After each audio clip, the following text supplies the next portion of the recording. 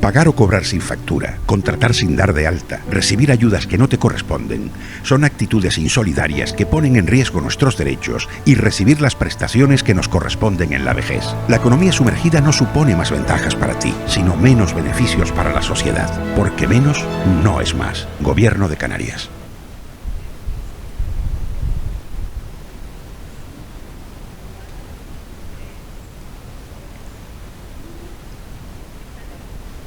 Muy buenas tardes, estamos de vuelta en el programa sobre economía sumergida. Comenzamos ya la tertulia en la que seguiremos hablando sobre esta economía sumergida en el sector de la construcción. Y para ello contamos hoy con Manuel González, presidente de Simca y gerente del Real Finca Las Palmas. Muy buenas tardes. Buenas tardes. Jorge Ibarra, asesor legal en el bufete BG Abogados y Consultores. Muy buenas tardes. Hola, ¿qué tal? Buenas tardes. Pedro Pérez, economista. Muy buenas tardes. Buenas tardes. Y por último, David Mena, asesor legal en el bufete BG Abogados y Consultores. Muy buenas tardes. Hola, muy buenas tardes. Bueno, muchísimas gracias a todos por estar aquí hoy con nosotros. Lo primero que les quería comentar, hablar primero sobre esa burbuja inmobiliaria de 2018 que trajo consigo una crisis económica, pues, de la que todos conocemos. Esta crisis dentro del sector de la construcción provocó un aumento de los casos de irregulares dentro de esta economía sumergida o significó la disminución de los casos. Pedro. La crisis del 2008 fue una crisis que supuso, tenía un componente, en Estados Unidos fue más bien un componente financiero con la quiebra de Lehman Brothers, y eso provocó un efecto contagio sobre el resto de economías, sobre todo en lo que son la bolsa en los diferentes países, ¿no? Y aquí en España esa crisis financiera tuvo un componente, por así decirlo, básico o fundamental y que afectó de lleno fundamentalmente y que tiene su origen sobre todo en el sector de la construcción, ¿no? La famosa burbuja inmobiliaria. Evidentemente vivíamos en aquel entonces, voy a hacer una pequeña descripción, vivíamos una época en la que la economía global, la economía a nivel nacional se había prácticamente polarizado dentro del sector de la construcción, un sector que estaba en pleno auge, venía con un antecedente que era la famosa ley del suelo, donde los ayuntamientos tenían plena disposición para poder recalificar los suelos, y eso ayuda un poquito a impulsar un sector que evidentemente encontró dentro de lo que es el sector financiero, en este caso la banca, pues el apoyo suficiente como para poder coger y impulsar una demanda que al final pues se demostró que sustentaba fundamentalmente un sector que en sí mismo ya era un sector que no generaba, por así decirlo, no estaba sostenido en una economía real, es decir, se estaba sustentando fundamentalmente una especulación y se estaba dando lógicamente financiación a personas que evidentemente con fórmulas financieras como eran los hipotecas a 40 años, con una libertad de tasación que era espeluznante, es decir, las tasaciones se manipulaban de malas maneras, una falta de regulación por parte del órgano regulador, en este caso el Banco de España, que permitía a los bancos y sobre todo a las cajas de ahorros actuar con total libertad, sin controlar el riesgo que en ese momento iba a suponer y que ya estaba advertido por parte de la Unión Europea de que evidentemente se había creado una especulación y por tanto una burbuja que tarde o temprano iba a explotar. Y todo eso al final pues nos llevó a una crisis bastante profunda, ¿no? Desde el momento en que ya se recortó el crédito, disminuyó la demanda, aumentó o hubo una crisis que supuso un incremento exponencial de desempleo, la morosidad, al final nos llevó a una crisis que ha sido de las más duras, ¿no? Que había tenido España y el conjunto de la Unión Europea, ¿no? ¿Cómo ha afectado esa crisis y más de lo que estamos hablando ahora, ¿no? Que es el tema de la economía sumergida dentro del sector de la construcción y de qué manera ha afectado? Yo creo que a partir del momento en que entramos en esa crisis, que fue una crisis que hoy por hoy yo considero que ni siquiera hemos remontado, es decir, ha habido por parte de organismos como el Banco Central Europeo y la necesidad, ¿no? Para poder tirar para adelante de la economía y poder impulsar esa economía, ha habido medidas tan drásticas como crear medidas como lo que es básicamente fijar unos tipos de interés que actualmente pues, están en el tipo cero prácticamente. Se están penalizando los depósitos por parte del Banco Central Europeo con unos tipos del menos 0,25. Todo ello encaminado un poco a sacar adelante una economía que parece que a nivel aquí a nivel nacional y a nivel internacional no acaba de levantar cabeza, ¿no? El sector de la construcción, ¿cómo ha afectado? El sector de la construcción, y aquí concretamente en Canarias, esto ha afectado de una manera bastante decisiva esa crisis, porque nosotros tenemos una economía que se sustenta, como anteriormente hablábamos, el sector turístico, pero el sector turístico está muy vinculado al sector de la construcción, ¿no? Y evidentemente con esta crisis que ha afectado y que considero que todavía no hemos remontado, evidentemente pues considero que sí ha podido afectar, evidentemente, que es un sector que ahora mismo no tiene la fortaleza que tenía antes y evidentemente también se ha visto sometido a un control por parte de los organismos públicos, sobre todo por organismos como la Agencia Tributaria, que básicamente ha establecido una serie de medidas de control que van encaminadas un poco a controlar el fraude que se estaba cometiendo, sobre todo en operaciones de compraventa, ¿no? Es decir, operaciones de compraventa donde muchas veces el valor de compraventa no suponía más del 60 o el 70% del valor real de la transmisión del bien, ¿no? Hoy por hoy hay control por parte de los organismos públicos, sobre todo por parte de la Agencia Tributaria, donde se restringe lo que son los pagos en metálico, donde prácticamente ya todos los pagos se hacen por vía electrónica, ya el control el efectivo está perfectamente controlado y evidentemente es una situación en la que ha habido por parte de los organismos públicos y concretamente la Agencia Tributaria un seguimiento y un control de lo que es el blanqueo de capitales, ¿no? Entonces ahora mismo sí es verdad que antes el sector de la construcción, como decía con anterioridad, era un sector que estaba de la mano de Dios, donde el órgano regulador, que era el Banco de España, no establecía ningún tipo de control sobre las entidades bancarias y donde la Agencia Tributaria y los organismos públicos realmente no establecían un órgano fiscalizador como Dios manda, ¿no? Ahora mismo el sector de la construcción está mucho más controlado, más fiscalizado y evidentemente no tiene el auge que tenía antes, ¿no? Es decir, esa es la manera que veo yo que la crisis ha afectado al sector de la construcción y por tanto un sector mucho más controlado y evidentemente pues eso ha sido para mí, en mi opinión, lo que es la consecuencia, ¿no? Manuel. Sí, si nos vamos lo que es estrictamente a la crisis, el dinero B que se movía en aquel momento, ¿no?, de la economía sumergida, pues yo recuerdo que lo que decía el compañero, se escrituraba por cantidades inferiores a la real, al precio de la compraventa real y bueno, lo que hacía es que esos dineros que encontraban los compradores, pues también tenía después que reconducirlo, ¿no? Porque no era un dinero que estaba fiscalizado. Si vamos a poner un ejemplo práctico, un piso que valía 150.000 euros, se escrituraba en 100.000 o 110.000 y ese dinero que quedaba ahí, pues de alguna manera había que darle salida, ¿no? ¿Y cómo le da salida? Pues eso es de lo que estamos tratando en la economía sumergida, pues contratando y haciendo cosas que no pueda pasar por el canal de poderla fiscalizar, ¿no? Y bueno, lo que en cuanto afectó la economía sumergida o si estuvo muy presente la economía sumergida en esa parte, pues sí, realmente sí, porque en lo que es en el empleo, en la construcción, estamos lo mismo que estamos en el anterior debate.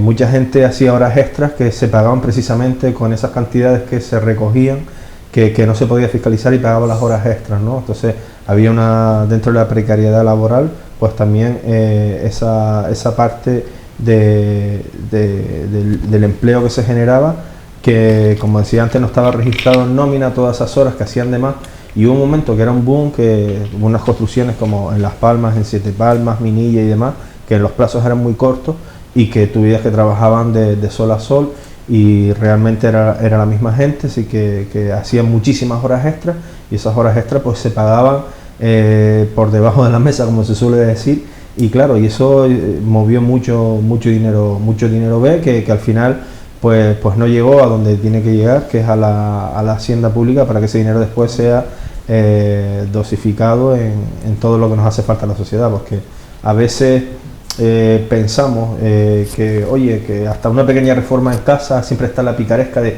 no me hagas factura, y si me hace factura ¿cuánto me sale? Y si no me hace factura ¿cuánto no me sale? ¿no? Y no estamos siendo éticos con nosotros mismos, ni estamos pensando en que no es solo el hecho de la factura y ese pisquito que te puedes ahorrar, sino que ese dinero no se está tributando, porque ese dinero al final va destinado cuando nos hace falta un centro de salud, cuando nos hace falta atención de la policía y cuando nos hace falta todos los servicios públicos, pues si estamos actuando así, estamos haciendo que el dinero que tiene que ir a esos servicios no estén llegando, y después nos quejamos que no hay una buena educación, nos quejamos que no hay servicios de guaguas regulares, ¿sabes? Después se nos llena la boca en quejarnos que qué mal lo estamos haciendo, qué mal lo hacen todos, pero después nosotros también ponemos nuestro granito de arena, porque muchas veces parece que va en el gen del español que quiere siempre ahorrarse el tema de la factura, del IVA, en nuestro caso es el IGIC, pues siempre estamos a vueltas con las mismas, ¿no? Después como estoy diciendo, después nos gusta mucho criticar de qué mal van ciertas cosas, y cuando somos los primeros, que si nos podemos ahorrar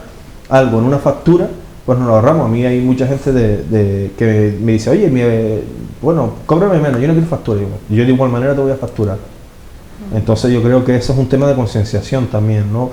Aparte de lo como ya hablamos antes, para acabar con la economía sumergida, que hace falta más controles, que hace falta que la administración ponga muchas más inspecciones, creo también que es algo a nivel social, a nivel educativo, el trabajar desde la base para que se sepa que cuando se hace una factura, que cuando se paga un IGIC y cuando se hace estas liquidaciones, no se está haciendo para enriquecer a alguien, está haciendo para el bien común, y el no hacerlo, concienciar que va en detrimento de tener una educación peor, de tener una peor sanidad, de tener peores servicios públicos. Entonces yo creo que va en un tema de concienciarnos un poco que necesitamos dar normalidad a eso, y no simplemente por buscar el ahorro, pues no me hagas factura, pues que me ahorro. ¿No? Yo creo que por ahí...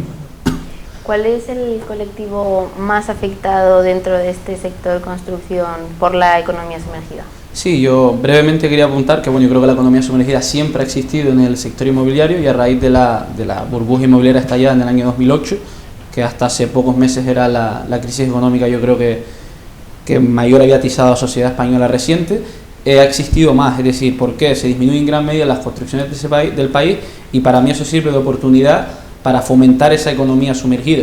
Leo unos datos, y es que según la Patronal de Construcción de Santa Cruz de Tenerife, el sector de la construcción sufre un 29% de la economía sumergida, según un informe de junio del año 2019, reciente. Entonces, ¿qué es lo que yo creo que ocurre? Bueno, existen menos grandes obras que en el año 2008 y anteriormente, por lo tanto yo creo que existe un mayor control sobre las mismas, pero sin embargo existe una mayor crisis en el sector, y a su vez hay un mayor personal en paro. Un mayor personal en paro que por un lado puede estar cobrando ciertas prestaciones que son incompatibles con el realizar facturas. Y por el otro lado, además de lo que digo, se realizan muchísimas más obras pequeñas, porque estamos hablando de rehabilitación, conservación, mantenimiento, regeneración en vivienda, que eso incita a que, teniendo en cuenta el trabajador de la construcción que sabe que hay una crisis evidente en el sector, pues dice, tú te puedes ahorrar algo, es lo que comentaba anteriormente Manuel, te sale menos sin pagarme factura, y yo también me ahorro una serie de costes de no hacer la factura. Yo creo que existe un problema de concienciación sobre la sociedad. Por un lado, creo que los poderes públicos deben hacer uso de esa concienciación en la gente, y sobre todo las medidas coercitivas, que creo que deben ser impuestas severamente, porque creo que es una de las pocas medidas para acabar con la economía sumergida. A ver, centrando un poco la pregunta que has planteado, es ¿quién es el más afectado? Bien, yo entiendo que actualmente la construcción ya no es la construcción que conocíamos en 2008 de grandes obras.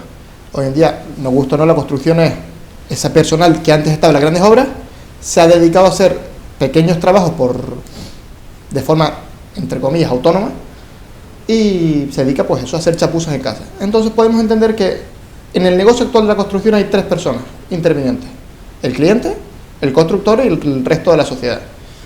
El constructor difícilmente puede ser más afectado porque es el que crea la economía sumergida al no darse de alta como autónomo o al no facturar los trabajos realizados. Entonces yo entiendo que aquí esencialmente los más afectados son el consumidor y el resto de la sociedad. El consumidor generalmente cree que está ganando porque no está pagando, pero la realidad es que si tú no tienes una factura por un servicio realizado, difícilmente podrás exigir los desperfectos que se generen en esa obra, y podrás exigir una garantía, porque no tiene forma de acreditar que te ha prestado ese servicio. Eso en primer lugar. Y evidentemente el resto de la sociedad somos los más afectados, porque ese dinero que no se está declarando a través de facturas, a través de registrarse como autónomo y demás, es dinero que no está siendo reinvertido en el resto de la sociedad y por tanto somos esencialmente los grandes afectados. Pero como digo, quiero recalcar que el propio consumidor que se cree que está siendo beneficiado por el hecho de no pagar el porcentaje correspondiente a la obra por la factura, al final, a largo plazo, puede ser un perjudicado, pues, porque no tienes la garantía que te va a dar un constructor que está dado de alta, que te prepara su factura y que te ofrece una garantía por X años como corresponde según la ley de ordenación de la edificación. Yo quisiera añadir a lo que dice el compañero también, que bueno, si pensamos un poco, hay soluciones para poder acotar y que sea cada vez menos posible el actuar de esa manera sin factura. Y es muy fácil. Para hacer cualquier obra de modificación interior o exterior, en la mayoría de los casos necesitamos que la administración, los ayuntamientos, nos dé una licencia. Pues precisamente una de las condiciones que tendríamos que tener para obtener esa licencia es presentar el proyecto o ya la presentación de una empresa debidamente dada de alta, registrada y demás, que se encargue de ejecutar la obra.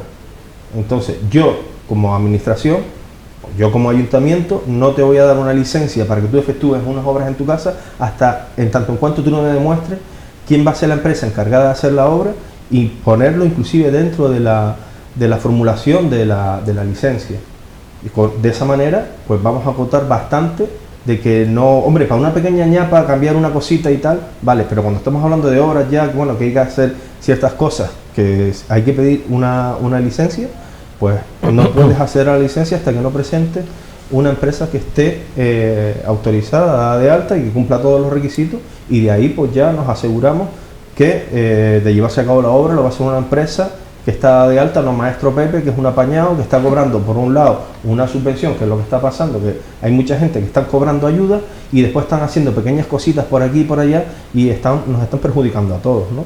Y por otra parte también, cuando en viviendas que están en régimen de arrendamiento, la fiscalidad sí permite que declares como gastos materiales de construcción.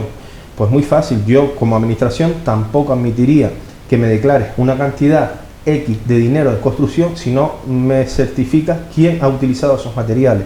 De alguna manera que estamos vinculando dos cosas, es decir, compras el material pero quién está ejecutando la obra. Y en ese momento casamos, intentamos de poner un medio para que no se esté dando esto que se da mucho en la pequeña obra y como decía el compañero, después oye, si te hacen una ñapa y te queda mal, no tienes derecho a reclamar, porque ¿a quién le vas a reclamar, no? Entonces creo que hay medidas, lo que pasa es que a veces hay que llevarlas a cabo y creo que es eso, simplemente llevarlas a cabo. ¿Alguien quiere añadir algo más? A ver, yo creo que el compañero parte de una premisa quizás demasiado optimista, y es que todas las obras que se realizan en España, y en concreto en Canarias, parten de la obtención de una licencia. Yo creo que tampoco sorprende a nadie si digo que hay muchas de las obras que se realizan se hacen sin licencia. Es más, si miramos las obras registradas, veremos que hay muchas viviendas que están actualmente registradas como garajes, porque en su momento fueron garajes, hicieron 4 obras, le hicieron 2 cuartos, un baño y actualmente están viviendo ahí gente y en la práctica son viviendas. Entonces entiendo que es una solución, pero que no va a paliar el problema, porque quien no tiene reparos en hacer una obra sin factura, tampoco lo va a tener en hacerla sin licencia. Y mientras no me pillen no hay problema ninguno. Estamos hablando de una infracción urbanística, es decir, hacer obras de manera ilegal, sin presentar un proyecto, sin pagar la correspondiente tasa, es decir, estábamos hablando de una economía que evidentemente por una cuestión cultural y sobre todo yo creo que al final los comportamientos se van arraigando cuando la sociedad lo ve como algo normal, ¿no? Entonces parece que tenemos que darnos cuenta de los perjuicios que determinadas actuaciones ocasionan al conjunto de la sociedad cuando se actúa de manera coercitiva, es decir, cuando se imponen sanciones, ya sea por la vía administrativa o cuando hablamos de grandes infracciones urbanísticas por la vía penal, ¿no? Entonces, aquí es una cuestión que es como en el anterior programa comentamos, ¿no? ¿Cómo podemos cambiar esa dinámica? Es decir, ¿cómo podemos coger y que la gente se conciencie, oye, de que hay que hacer las cosas de una manera correcta, ¿no? Es decir, si usted va a hacer una obra menor porque quiere hacer evidentemente una reforma en su casa, oye, usted tiene que pedir una licencia, pagar la tasa correspondiente, tiene que pedir una declaración de responsable y a partir de ahí, oye, usted tiene que ejecutar la obra, tiene que firmar un contrato y de ese contrato, pues esto se nace lo que es al final requerimiento de un cobro a través de una factura, ¿no? Si todo eso se respeta, al final es muy difícil que exista una economía sumergida o que exista un fraude, al fin y al cabo es fraude. Pero para que ese concepto que nosotros entendemos como fraude y que estamos poniendo sobre la mesa tenga un cierto valor social y una cierta concienciación, evidentemente tenemos que educar a la gente, ¿no? Y para eso tiene que la administración poner de su parte todos los medios necesarios para establecer una inspección mucho más profunda, y creo que aquí inspectores para temas de urbanismo creo que hay muy pocos. Es decir, yo te lo digo porque la zona sur de la isla es una zona donde abundan las infracciones urbanísticas, la gente coge su apartamento y al final te saca una habitación o construye una verja o saca más metros cuadrados de lo que son espacios que no están habilitados para ser construidos, y aquí no pasa nada. Y al final, oye, resulta que solo hay el Cabildo solo destina, si no es competencia del Cabildo, que yo creo que perdón si me equivoco, yo en esto soy un poco lego, pero yo entiendo que al final no existe ningún control, y al final con el tiempo, oye, se acaba consumando una infracción urbanística y al final se acaba consolidando, ¿no? Entonces al final esto es una cuestión de que, ¿sabes?, nos rasgamos las vestiduras, pero por parte de los organismos públicos existe cierta tolerancia. Entonces al final es como pegar un brindis al sol, estamos aquí hablando de lo que es correcto, pero todos sabemos en el fondo lo que es correcto. Ahora, si no existe un control y no existe un órgano de inspección, al final aquí, entre comillas, tontos no hay nadie. Es decir, coño, oye, pues si me puedo ahorrar lo que supone el tener que pagar las tasas a un ayuntamiento para pedir una licencia a una obra menor, que al fin y al cabo lo que quiero es remodelar una parte de la casa, oye, pues me la ahorro. Y si me puedo ahorrar el IJIC que me va a generar el contratista por hacer la reforma y no hay contrato ni nada, oye, yo estoy dispuesto a, como decía mi compañero, asumir el riesgo de no imponer o no poder reclamar nada porque no consta ningún contrato ni consta ninguna factura que me sirva de base por poder poner una reclamación, y asumo ese riesgo con cargo en tener que pagar el IJIC, pues no lo pago. Entonces, ¿de qué estamos hablando? Es decir, al final este debate está muy bien, pero no es un debate que vaya a ningún lado si por parte de los organismos públicos no se invierte en lo que hablamos antes, un órgano fiscalizador, un órgano de inspección, y que las cosas vayan calando en la sociedad, oye, para que nosotros vayamos haciendo las cosas como Dios manda. Esto es como el COVID, ¿no? Es decir, al final aquí nadie entra en razón, ¿no? Hasta que no te toca en tu casa y si te muere un familiar, tal, pero mientras tanto, mientras no te toque, oye, pues organizamos fiestas, salimos por las noches y que venga la policía a decirnos que nos ponga la mascarilla, ¿no? Y al final verás negacionistas o gente que interpretan el derecho de una manera determinada para defender, oye, que sus principios fundamentales están siendo vulnerados. Al final no existe por parte de la sociedad una voluntad real, ¿no? Entonces, claro, estamos hablando de un tema que si no hay por parte del Estado y por parte de los organismos públicos una voluntad real de querer atacar este problema, pues seguiremos, porque la gente evidentemente, oye, tonta no es decir... Bueno, pero tampoco es de muy inteligente el intentar ahorrar ciertas cantidades cuando sabes que ese dinero al final de alguna manera te va a reconvertir a ti en forma de servicio, ¿no? Entonces, pero yo te voy a hacer una pregunta. Con los escándalos de corrupción que hay, con la calidad política que tenemos, con los gestores que tenemos, ¿tú estarías dispuesto a sacrificar tu dinero y ponerlo en manos de esa gente que la mayoría, perdónate, pero son auténticos incompetentes? Es decir, es que mira, yo por ejemplo me voy a Alemania y Alemania sí que sabe gestionar el dinero público. Ojo, hablo de dinero público. Aquí el concepto de dinero público es este.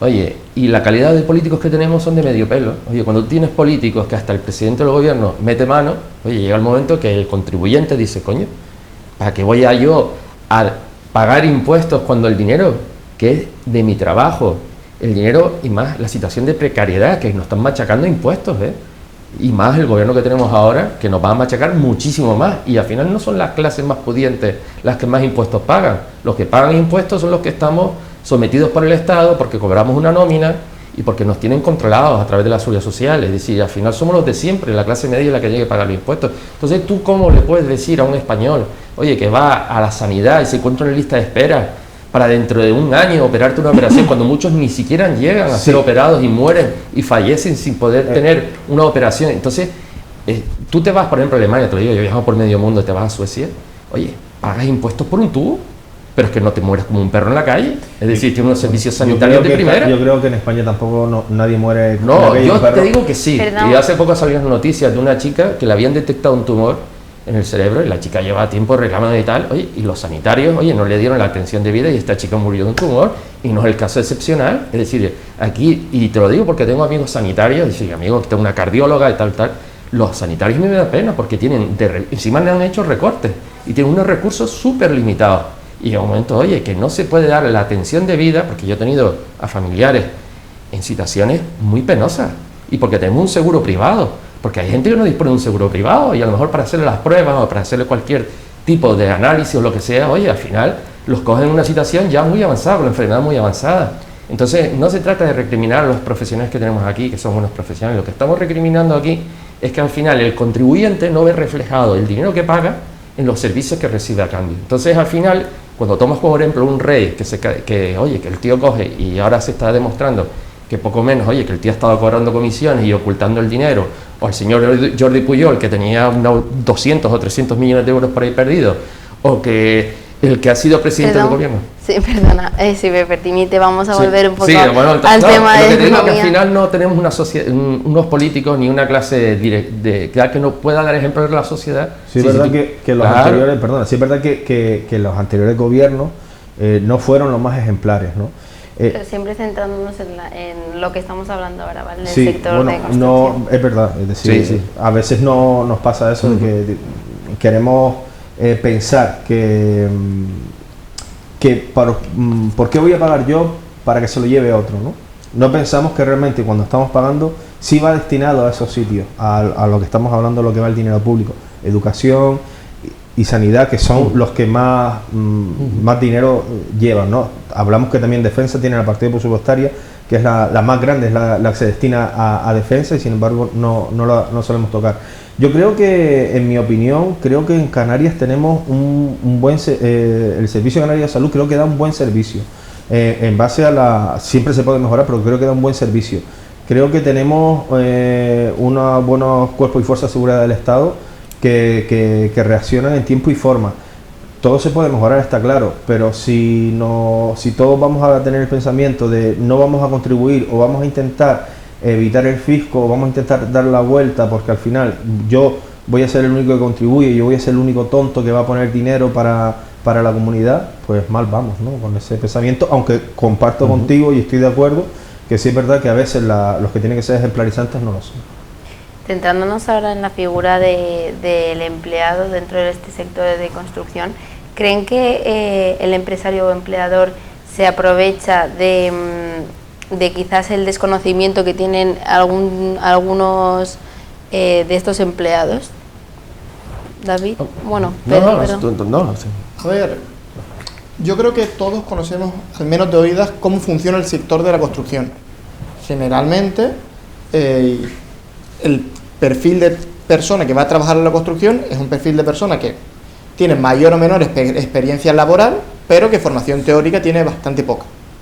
Es decir, son muy buenos profesionales la mayoría porque llevan a lo mejor muchos años trabajando, pero a nivel de conocimientos, generalmente no son brillantes, por decirlo de alguna forma. Y sí es verdad que eso abre una gran puerta a la economía sumergida en el sentido de condiciones laborales que no son las idóneas. Creo que hemos hablado de esto en otros programas, sobre todo en el de la hostelería, quiero recordar, porque es otro de los sectores que se aprovecha mucho de este perfil de trabajador. Es un perfil que básicamente necesita un trabajo de subsistencia, lo único que conoce es la construcción, no tiene otro sitio al que huir y tiene que aceptar las condiciones que le pongan. Por eso hay muchos que actualmente, para intentar huir de condiciones que no son las que ellos consideran oportunas, están pasándose a trabajar por su cuenta. Lo cual, con ese perfil de trabajador, tampoco es lo más recomendable porque no tiene las nociones básicas de gestión de una empresa y no suele ir de todo bien. Pero centrándonos en la pregunta, sí es verdad que hay muchos empresarios, sobre todo grandes, que se aprovechan de este perfil de trabajador para, entre comillas, siempre comillas muy grandes, explotarlo. Y es cierto que hay explotación en el sector laboral de la construcción. Jorge. Sí, simplemente añadir también la curva de la oferta y la demanda, ¿no? Obviamente, desde la crisis del 2008 hay muchísimas menos construcciones y eso ha desempeñado que haya poca oferta en ese sector y mucha demanda. Por lo tanto, aquellos demandantes que van allí, que no tienen una cualificación o formación profesional muy elevada, aunque sí es cierto que muchas veces se prioriza la experiencia laboral, como comentaba mi compañero David, pues no les queda otra que aceptar las condiciones laborales que allí les ponen. Entonces, en ese sentido, pues tienen menor formación, perciben ingresos más bajos, tienen mayor riesgo de perder el trabajo. Entonces, yo creo que hay que hacer una campaña de fomento sobre conocer cuáles son los riesgos a largo plazo de estar en ese sentido. Y sí es cierto entrando en el debate de la construcción, pero es cierto que los políticos deben dar muchas veces mejor imagen de la que dan, deben dar ejemplo a los ciudadanos, porque además España es un país de picaresca, o así al menos lo pienso yo, y por lo tanto si los de arriba, aquellos que mandan, no dan ejemplo, es muy difícil que el español medio al fin y al cabo lo haga, porque pensará que para qué voy a estar yo cumpliendo con la ley si hay otros que no lo hacen. Por lo tanto deben dar respuesta desde arriba, los mecanismos y los controles necesarios, pero sobre todo dar ejemplo. Manuel. Sí, pues, como estaban diciendo los compañeros, al final es un tema de supervivencia, ¿no? Imaginemos que hay gente que tiene 2 o 3 hijos y no saben, porque al fin es un tema también de fondo que viene de mucho tiempo, de una sociedad donde la clase media tampoco existe, ¿no? Hay una clase media alta y una clase muy baja con muy poca formación, como estaba comentando el compañero. Entonces, pues, ¿qué le vas a decir a tus hijos? Que no vas a trabajar o que no traes dinero a casa porque las condiciones que te ponen no son las que según ley correspondan con tu trabajo. Pues no, pues ¿qué va a hacer? Pues va a tener que ir a trabajar. Y es verdad que sí, que hay empresas, no todas, pero sí hay algunas empresas que se aprovechan de esa falta de oportunidades o de esa falta de conocimiento o de esa falta de otras salidas laborales para explotarlo, hay que decirlo así, que las cosas hay que llamarlas por su nombre. Es decir, hay una explotación y hay una sobrecarga de trabajo sobre ciertos trabajadores. En la construcción y hostelería pues pasa muy a menudo porque hay un denominador común, que es la falta de formación, la falta de conocimiento y la falta de profesionalidad. Me refiero porque un saquito de panda al hombro cualquiera lo carga, no hace falta tener mucha formación para eso, ¿no?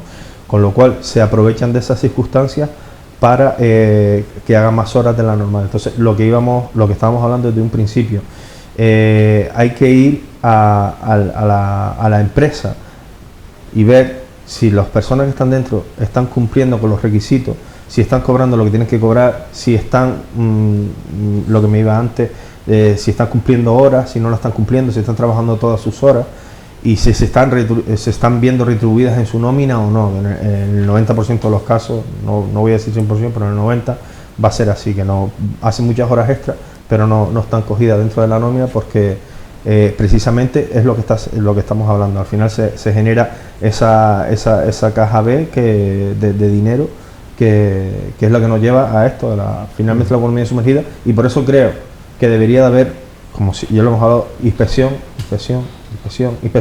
y las sanciones, no una inspección cualquiera, porque a veces también el empresario, y no quiero echarle toda la culpa al empresario, porque parece que voy en contra de la gente que represento, porque al final soy presidente de una asociación de empresarios, pero a veces también pues dicen, bueno, pues ¿cuánto me va a costar en el peor de los casos una sanción por tener un trabajador, tanto? Bueno, ¿cuántas posibilidades hay de que me pase?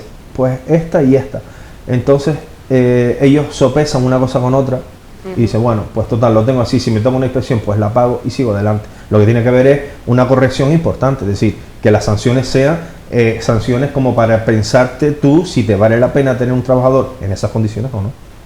Bueno, para terminar les quería pedir una breve conclusión en la que pueden destacar lo que quieran que crea que es importante, de manera muy breve, por favor. Empezamos por Manuel. Vale, pues en hilo de lo que estamos hablando, lo que creo que debería de existir es, primero, una mayor inspección.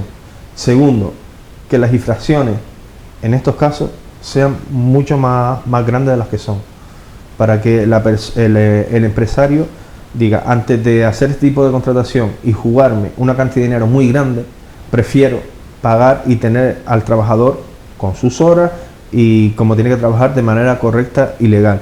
Y por otra parte, por la administración, también favorecer a veces no cargar tanto con impuestos a la empresa y fomentar la contratación en forma de ayudas o de subvenciones, porque finalmente si están hablando de que el empresario en muchas ocasiones abusa de esta baja formación o bajo nivel que tenemos, también es porque a su vez ellos cargan con una fiscalidad muy fuerte y a veces pues los números no cuadran y te llevan a hacer esto. O sea, a veces también hay que un poquito quitar presión fiscal a las empresas para que de esta manera, estando un poquito más aliviados, puedan ellos también a su vez cumplir con los trabajadores.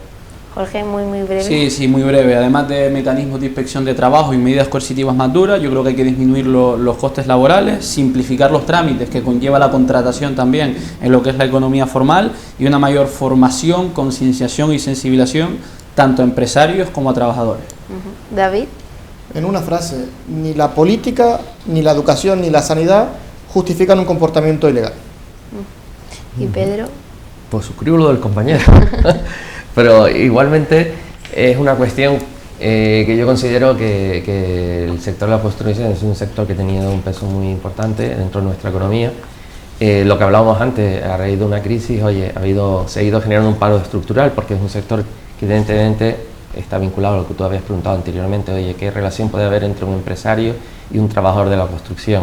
Cuando hablamos de trabajador de la construcción, oye, pues dentro del sector de la construcción hay una parte del personal que es personal cualificado, que puede ser, oye, lo que compone básicamente un ingeniero, un arquitecto, lo que sea, pero después casi todo el personal que lo compone son casi toda gente de peones de obra, un capataz, lo que sea, son personas que normalmente no suelen tener una formación muy elevada, ¿no?